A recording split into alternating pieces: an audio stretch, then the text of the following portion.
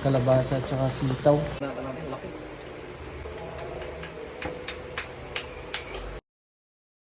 Eh yan na ang huli natin, oh. Update sa huli natin. Nagata natin itong nahuli nating alimango. So ayan, sipagan mo lang talaga dito sa Taiwan eh, laging libre ang ulam mo. Kung hindi ako nagkakamali eh, nasa 750. Yung isa na mas malaki ng konti dito na 750. Halo niya. Gata. Nagata natin. So kung bumili tayo nito ng kalabasa, ayan, pampalinaw ng mata. So, siyempre gata, ayan, ginatang alimango tayo ngayon. Ginatang alimango, tsaka ito, sitaw. Ayan.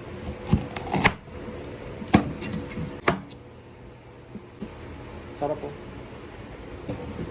Sarap din to, sitaw. Sitaw. Sibuyas. Yung maliliit na sibuyas, parang iwain na.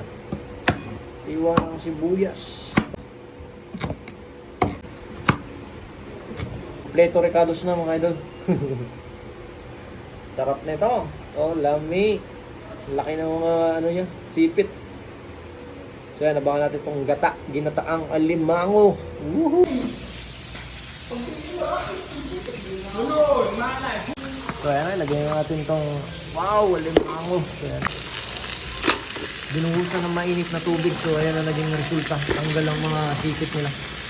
So okay lang yan. Kasama pa rin sa luto natin yan. Yan. Yun. Sarap.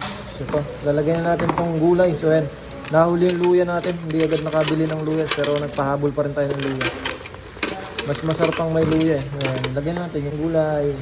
Yun. The best. Malinamnam. Haluan natin ng magic sarap. Yan. Mấy thằng nước ngoài nó bắt cua này. Magic sarap. Tama, lagyan natin ng asin.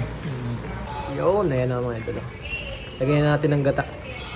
Sarap. Itong masarap dito, gata. Yan. Lagyan natin yung isang lata.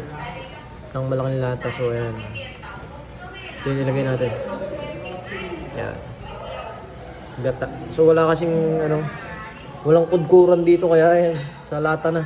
Instant na gata na ang binili natin. Para mabilis lang. Update sa ating niluluto. Ayan. Yun, umusok-usok pa. Ayan na. Luto ng ating ginataan. Ayan. Sarap. Ayan, tikman natin mga idol. Tikman na natin yan. No, ayan. Tikim. Ano lasa? Okay na. Ayoko yung maalat.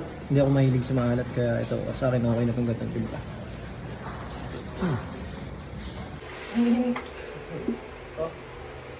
Yung babanatan natin.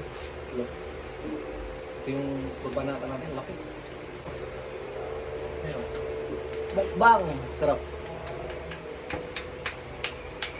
Tamis ng lasa. Tamis.